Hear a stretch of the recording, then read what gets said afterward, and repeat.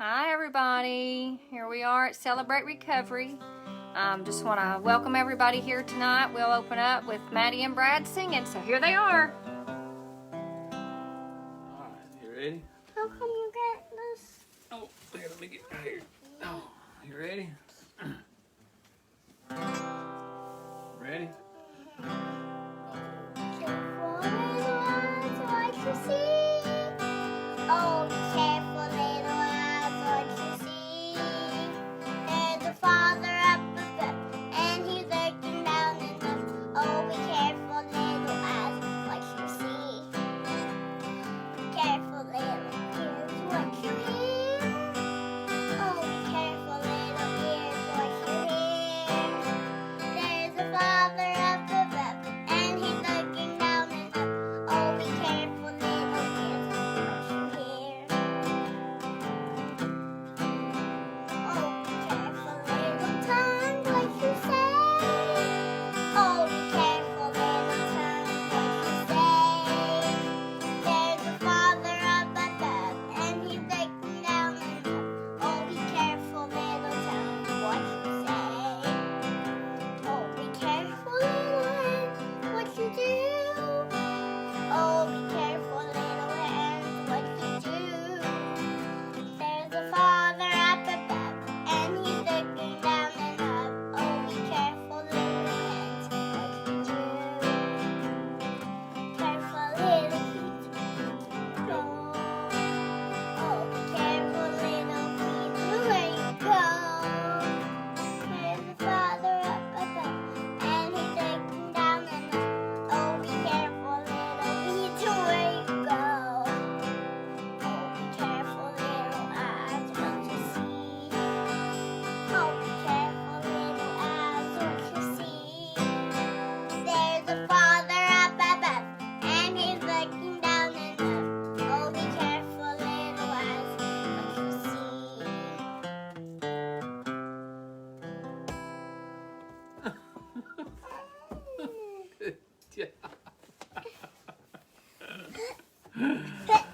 Good job, Maddie Mac. Tell her bye-bye. Tell them bye. Bye.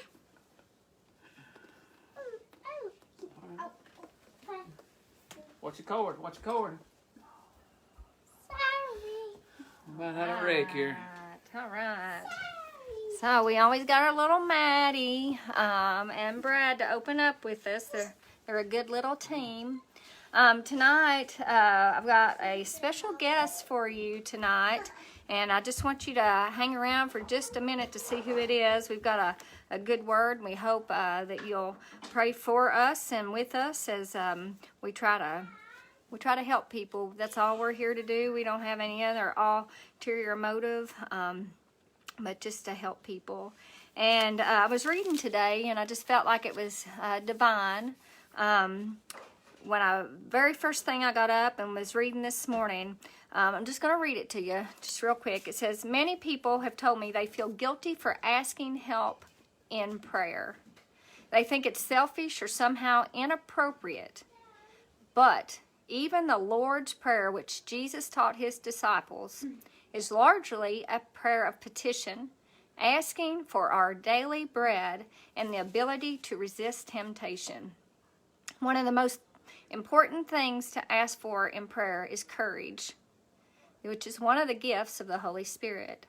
Sometimes this gift is called fortitude, which is courage specifically during pain or struggle. I tell you what, guys, if this world is not in pain and struggling in this moment, I don't know when it ever will be. Such pain and such suffering. And I want to just reach out to everybody and anybody that is listening. If you feel called to share this, I ask that you share this because I want to bring a word to you and encourage you that I am the person who influences my environment. You are the person who influences your environment. And I just want to read this to you. My environment is composed of people like me. Who am I? Who are you? I help make it what it is. If I'm friendly, then my environment's friendly.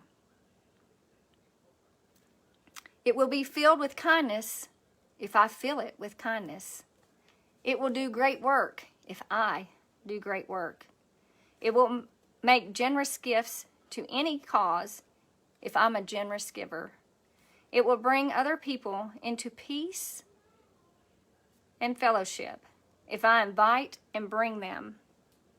It will be a place of loyalty and love, fearlessness and faith, and have a noble spirit if I, who make it what it is, am filled with these same things. Therefore, with God's help, I shall dedicate myself to the task of being all things that I want to be. Will you? May we all endeavor to be the person that God has called us to be. Because if there was ever a time, it's now, guys. We need to pray for each other, to help each other, to love each other, to be there for each other. This is a hard, scary time. And I just want to encourage you and ask you to do that.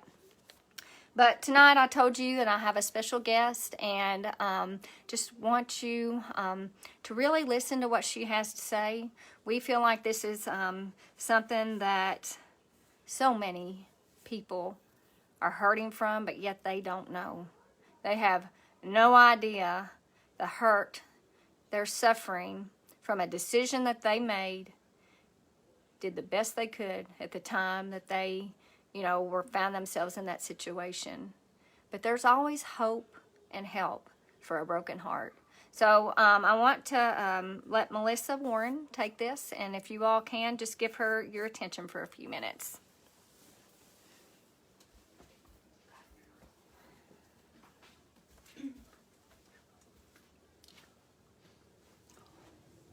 Hello, everybody. I'm Melissa, and Shannon has asked me to come on here to speak tonight. And it's funny that she was talking a few minutes ago about courage, because every time that I'm invited to speak, or every time somebody asks me to kind of share my story, I have to pray for courage, because it's not easy. It's actually the hardest thing in the world to do. I can get on here and talk about, some things that are not personal, but this is a personal thing that I'm going to talk about tonight, and it's not easy, so I have to pray for courage every single time that I decide to do this. I've got some things wrote down. I'm going to do my best to look at you and look at my notes and try to not lose my train of thought. But I thank you all for listening. I hope that this, I know that this is for somebody, because I don't think that God would put me in this position because it's kind of a hard position unless somebody needed to hear this. And I think that he's got a plan for all of us. He's got, he uses our beauty for ashes, I guess is the only way that I can see this. The things that we go through, the hurts, the things that we think have destroyed our lives, and the decisions that we've made will ultimately be what impacts somebody else, because that's how God designed us for him to use us. So Shannon had asked me to speak tonight, and I'm not a preacher or a speaker or anything. I'm just a normal person, and I'm just going to kind of tell my story a little bit. So I'm going to look down and up. I've been a part of Celebrate Recovery for about 3 years now. I wanted to start off with that because this program is so important to me. I don't hardly, until this whole COVID thing, I tried to not miss a Monday night unless it was absolutely necessary. When Shannon first invited me to start coming, I didn't really think it was for me. I'd never really had an addiction problem, and I couldn't really relate it to why I needed to be there until I started attending, and I realized that it definitely was for me, and it's not just for me, but it's for anybody really. So I'm just going to kind of read this. I've been coming for about 3 years now. The little known fact is that Celebrate Recovery is for everybody. Anybody that's recovering from anything, whatever you may be needing to heal from. It's not just addiction. We've all got things. We've got depression. We've got so many things that we don't really know that we're suffering from until you hear other people's stories sometimes, and you can say, hey, that's me too. I deal with that. Maybe you're like me and didn't know you needed healed until God begins to deal with your heart. That's what happened to me. I was only attending Celebrate Recovery because Shannon asked me to. I was just there, and actually the first time that she ever asked me to come, she said, just come and you can help with the food. And I thought, well, I don't know what you need help with, but I'll do it. So I ended up I don't think I ever helped with the food. I actually just came and listened to the testimonies, and it was great. It was life-changing. So I only attended because Shannon asked me to. After several months of attending every week, a testimony touched my heart. So I've been going for a while before I really realized that there was somebody out there like me, that there was somebody out there that had made a choice that I had made, and it had impacted their life. I'd never heard a story like this before. Mostly what I had heard was, things that I couldn't relate to. But I loved listening to how God had just changed people's lives, and that's what kept bringing me in. It was a story I was familiar with, but had never came face to face with. We can be guilty of that in so many ways. Denial, I believe, is what it is. Denying that we have a problem or that we need to be fixed. I didn't really think I had a problem. This decision that I'd made years ago, I had buried it so deep that I didn't really think it was causing me any problems at all. I didn't know that I didn't know that my reactions that I were having to certain things were from this decision. So I guess I was in denial and didn't know it. So there was no denying that God was speaking to me through this particular testimony. The testimony was about something that no one wants to talk about. It's a hush-hush topic. It's something that you hear in the media, you hear other people talk about, but if you've ever made this decision on your own, you can relate to it one-on-one. But if you've not, you may be somebody that just says, oh, that's terrible, I would never do that, or you just don't really have an opinion one way or the other. So everybody just kind of keeps it quiet, and then those that have been through it, I've found just you don't talk about it. The testimony was about something that no one wants to talk about. It's a hush-hush topic, especially if you've been a partaker in it.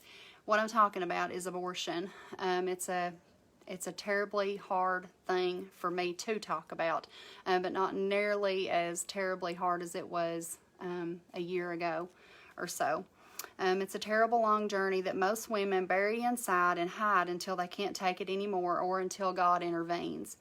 And I can honestly say it took God intervening in my life before I would even say the word. The word abortion to me I did not say that word. I hardly even thought about it, much less would say the word. I'm sad to say that this was a part of my past. I had an abortion at 22 years old. It was the worst decision of my life. And although it wasn't completely my decision, it did happen. There are so many things that I want to say that I need to say, but I'm trying to get my point across as much as I can without going into too much detail. I just really want you to know the after effects that this decision has on, or it had on me, and I'm assuming has on others too. Questions that I asked myself was like, why didn't I say no and stick to it? Why didn't I say no, I'm not going to do that, and then not do it? I didn't really have time, actually. The decision was made, and it was just overnight. The decision was made. So I didn't have time. I wasn't educated at all on any of it. I had heard about abortion, knew what it was, and immediately knew not to do it. I knew it was the sin of all sins, and that was it. I knew that if you committed that sin, that you were the worst. Pretty much I had that in my mind, that who even makes that choice? Who even gets themselves in a situation that they would ever have to make that choice? I surely didn't ever think that that would be me. But I found myself in a desperate, hopeless situation. I say that because at the time I probably felt that way. I was young, and I don't want to say young and dumb, but it's true. I was young, and I just couldn't see beyond today.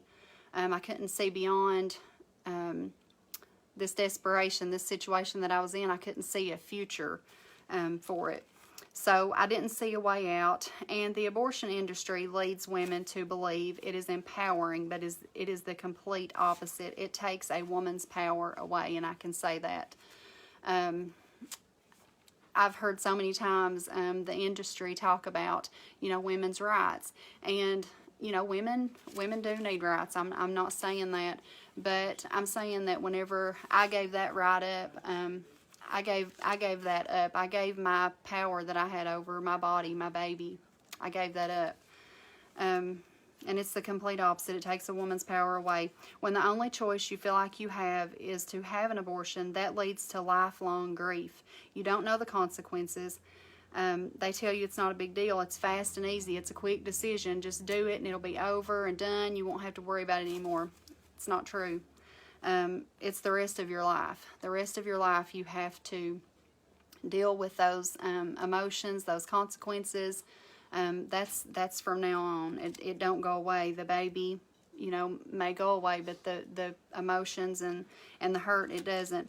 It's long-term effects to something fast and easy, and it's something that no one can prepare you for. There's nobody that could have really prepared me for the emotions, I guess, that I would experience after that. For the procedure alone is enough. It's devastating and severely dangerous, not only at the time, but for your future body. In the future, women that decide to have children may not be able to conceive. I hear this so many times, and it's so sad because, you know, that one decision, it's long term. So you may want children in the future, and some women aren't able to conceive after that, and it's devastating. I was blessed beyond measure. I say that because God allowed me to have 2 healthy children. I did have complications about a year after. I had some health issues about a year after that came from just me not being able to go to my follow-up appointment.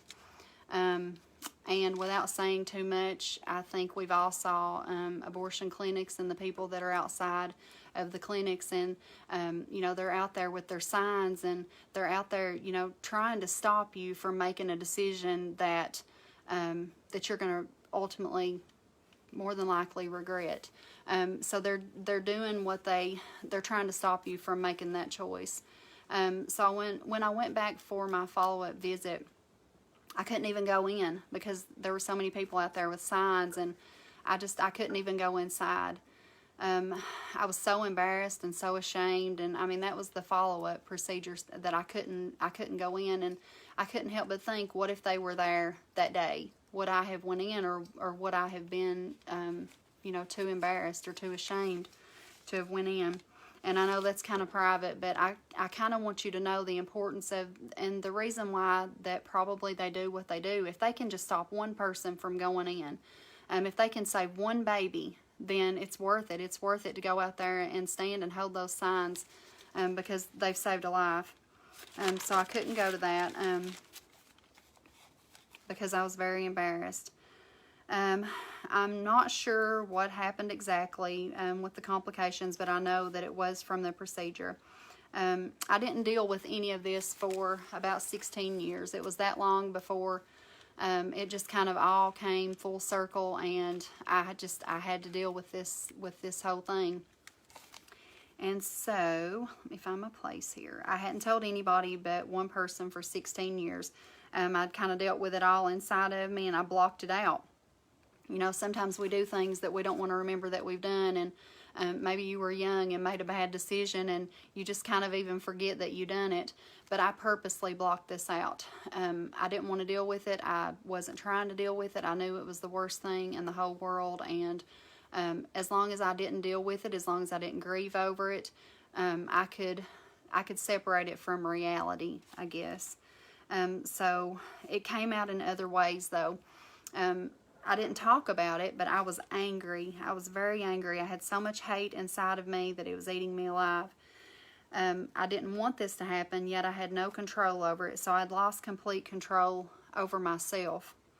And having kids, I wanted to protect them. After I was able to have kids, I found myself just wanting to protect them.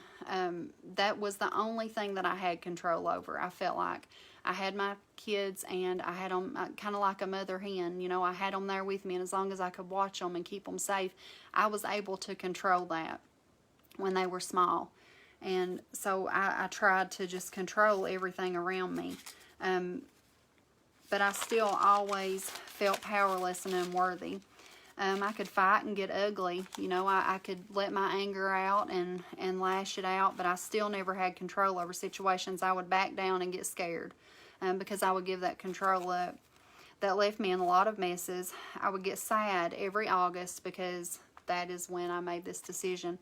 I knew that was the reason, but I didn't, because like I said, I tried to separate my reality from what I was feeling. So, but I knew, you know, every August that would come around, it would just, I would get so depressed and sad.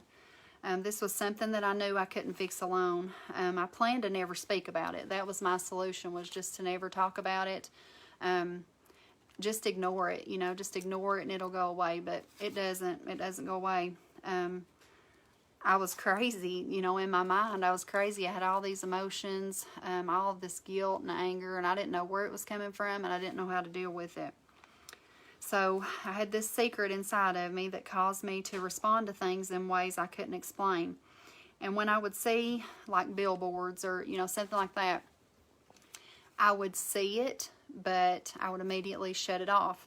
It would cause me to be angry. It would cause me to be sad, all those emotions, but I would just turn it off. And I was very defensive. Working through this whole thing was a process.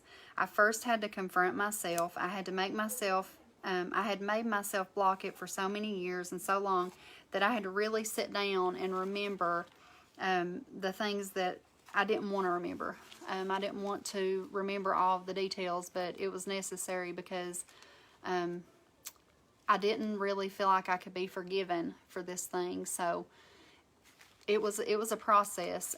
It wasn't just to sit down one day and decide that you're going to deal with it and then it be over. I wish it would have been. It's easier to block things sometimes than it is to deal with them. And I'd done that for so long. But the biggest part to me was finding forgiveness and forgiving myself. Guilt had taken over my mind. I had so much guilt. I was guilty of everything. Anything, I just had so much guilt. Anything that I would do, I could make myself feel guilty over it. I didn't think God would forgive such a sin. I had asked for forgiveness for everything over the years. Anything that I'd done, I could ask God to forgive me for that. But I kept this one sin separate because I didn't even think it was possible. I had no idea that He could forgive me for something like that. So I had asked for forgiveness for everything and not that. I knew that was the one thing He wouldn't forgive. So after coming to Celebrate Recovery and talking with Shannon, she helped me begin to take the steps I needed to heal. I ended up attending Rachel's Vineyard last year. And Rachel's Vineyard is an abortion recovery retreat. It kind of just takes you through the whole process of the healing. It's Christian based, so you do it with God. You don't try to do it alone. You don't try to do it. God is in it. So it's the right way to heal, I feel like. And it allowed me to let all of my emotions out. Everything that I was feeling, the guilt, I never grieved at all. With abortion, you can't grieve. You have to block that out.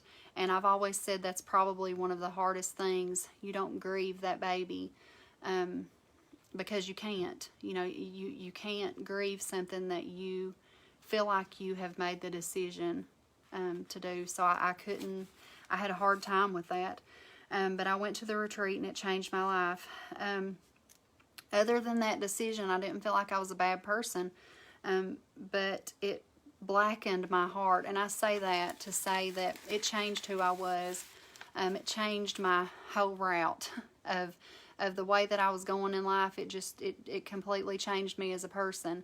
I was always, I wasn't a fighter. I might get a little angry. I'm a girl. I guess we've all got those emotions.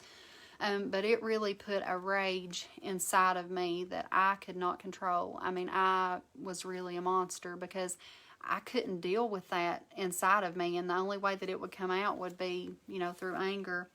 So I was able to it was a quick fix, I said. It turned me ugly. A quick fix for something that I can't read my handwriting.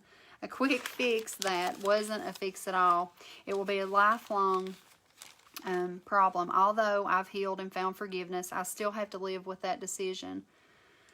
As so many women do, many are never able to have children again or struggle to become pregnant. Many turn to drugs, alcohol, even suicide to numb the pain. And this is true. I have tried to educate myself as much as possible on this whole situation, because I know that there are so many different views, and I don't want to mislead anybody. I'm simply telling my story and my results and the way that I found healing. But I've heard and read so many stories that end a lot different than what the way that it ended for me. So a lot of people turn to drugs, a lot of people turn to alcohol, there's suicide even to numb the pain. I'm so thankful that I didn't do any of that.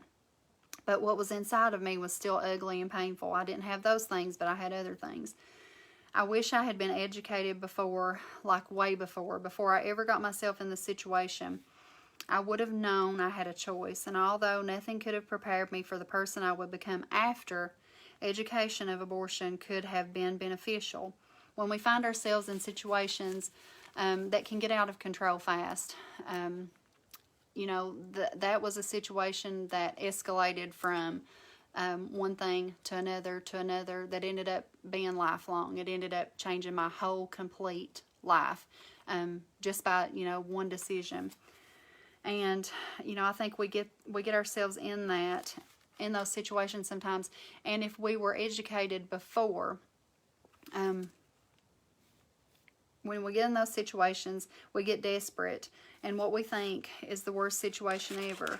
I don't tell this testimony for any other reason than, number one, to raise awareness of the long-term, lifelong effects that it has on women, because it does.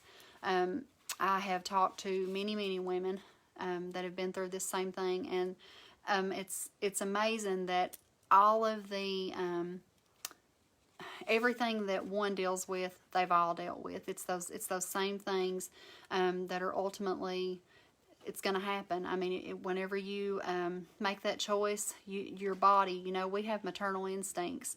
And I know that after I've had kids of my own, there's nothing that I wouldn't do for my kids. Nothing. My maternal instinct kicked in as soon as I gave birth to those babies. They were mine to protect, to love, to nourish, to care for. And at the time, I wasn't planning on having a baby. When I had my son, I wasn't, I hadn't prepared, and it just happened. But I didn't have to be prepared. At the same time, I wasn't ready to have a baby at that time. But my maternal instincts kicked in, because as women, that's what we are designed to do. We're designed to be mothers and to love our kids. And we just do that. Nobody has to make us do that. It just, it's in us to do that. So it does have long-term effects on women. And the second thing is, I just want to thank God for bringing me through something that I never thought I would make it through. I didn't. If you would have asked me 10 years ago to talk about this, I couldn't have. If you would have asked me, as soon as it happened, I couldn't have. But God has brought me to where I am now, because apparently He thinks I'm ready to do this and ready to talk about it. So everything is in His time. And, I had to go through a lot of pain and a lot of self-agony, I guess, self-inflicted agony, because I was not going to talk about it. I wasn't going to ask for forgiveness. I wasn't going to move forward from it. I was honestly going to pretend like it never happened.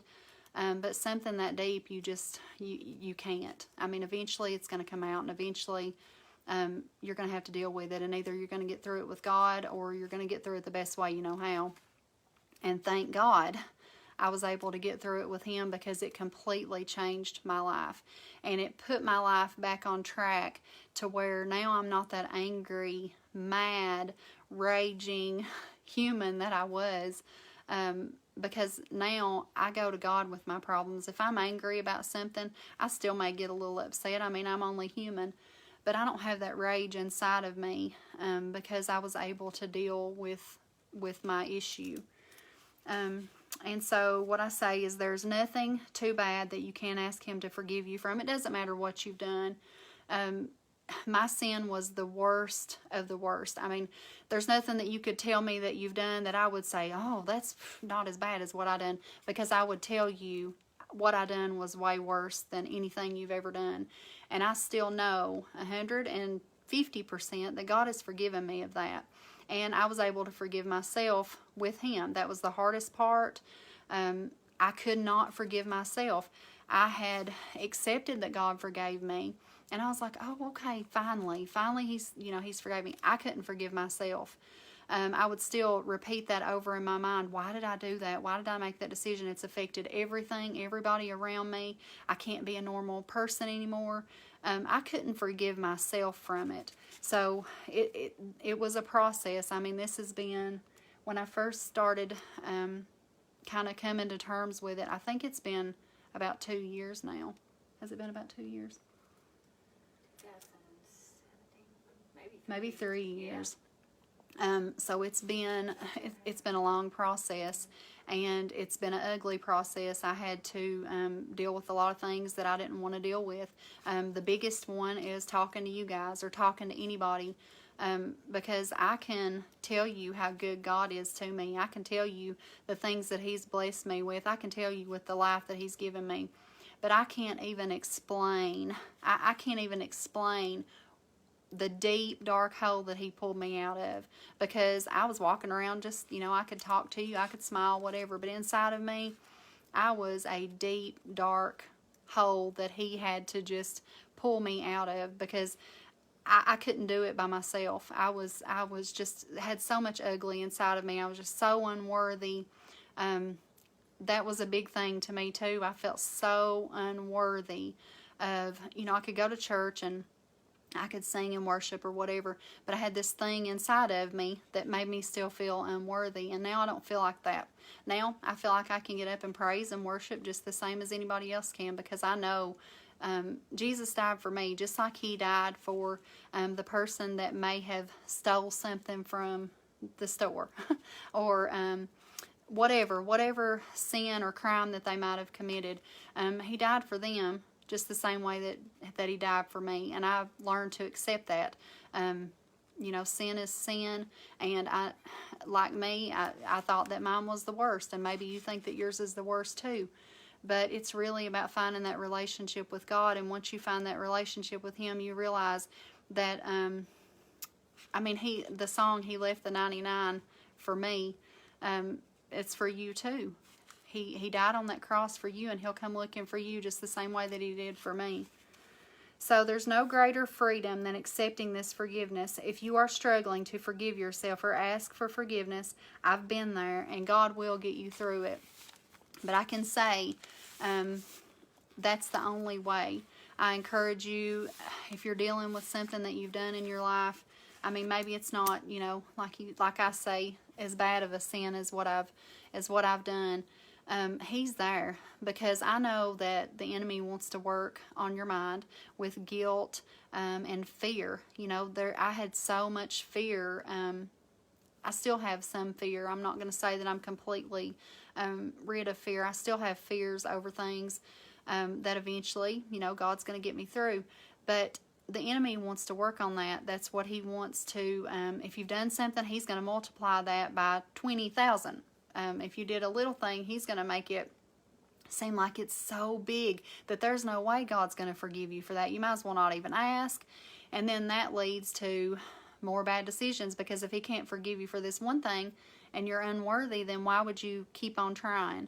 And that's what he wants you to feel like. He wants you to feel unworthy and useless. But there is a job for you to do that God has already pre-planned years and years and years and years ago. He's got a job for you the same way that he does for me. And unfortunately, mine has been a hard, long road. But he has got me somewhere that I could have never gotten myself.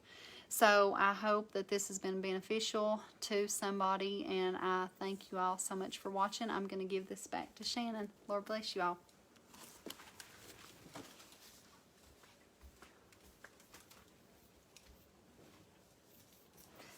So guys, the Lord is available to turn our mess into a message. That's what he did for me. That's what Melissa is letting you know he did for her. And if you need prayer, if this is speaking to you, or if you know somebody that you could share this with, or if you could just share it because maybe it might help somebody, we just want to urge you to do that. You're welcome to write Melissa or I a message for prayer if you find yourself in a hopeless situation. We just ask you to send us a message. Let us pray for you. Like she said, we're nobody other than just two people that want to try to help. But we're here. We're here to pray, and we do pray, and we believe in the healing power of God. And Melissa Warren, Shannon Garrett, my Facebook page is Brad and Shannon Garrett. You can find Melissa Warren. She's a friend of mine. We are here. If you need us, we're here. So if you would just share this, and let's just go to the Lord and just ask him to forgive us for any sin that we think is unforgivable, and then just help us to accept that healing spirit that he will just cover us with. And I just want to thank you for being here with us today. And I'm going to end in a little bit of worship music, so if you can just worship the Lord with me. And I just want to ask God just to bless you. I thank you for being here. I thank you for sharing this. And I just pray that this will mean something to somebody, because it was hard for Melissa to come here. It was really hard. She was, shaken, before she shared that, because this is an important subject to her, and it's important for her to be able to use her mess as a message. So you just worship the Lord with me tonight.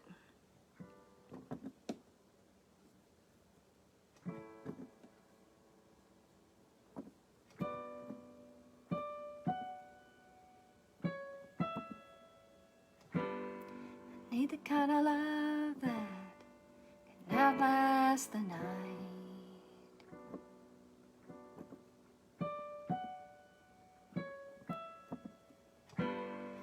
Need the kind of love that's willing to fight. When the going gets tough and my strength's not enough, I see you showing up like never before. This battle for my heart you took on from the start. You are the peace when my mind's at war. And oh, you will never stop fighting for me when I can't fight for myself. Every word is a promise you keep. 'Cause you love me like nobody else. You stand up for me in the darkest night. When my faith is weak, you're by my side. You will never stop fighting for me. You will never stop fighting for me.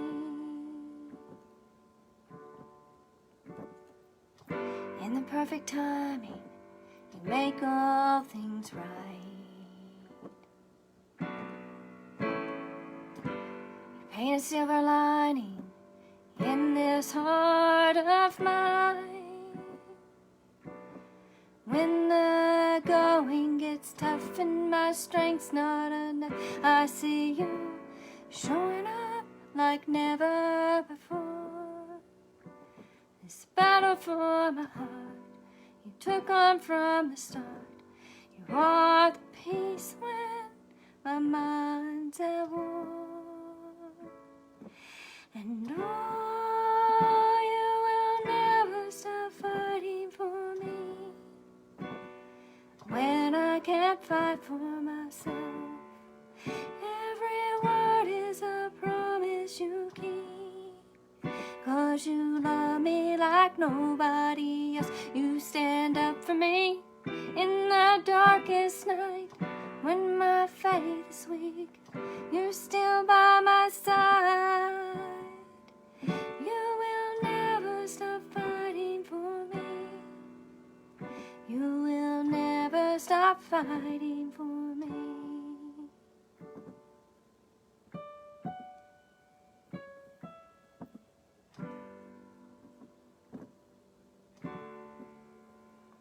And God will never stop fighting for you, for me, for us. Let's just pray for our country right now, guys. And I need you to remember this. And get in the view here. God has a bigger plan for me than I have for myself. That's for each and every one of us. May God bless you this week and keep you safe and help you feel the love. And I just thank you for being here, and God bless you all.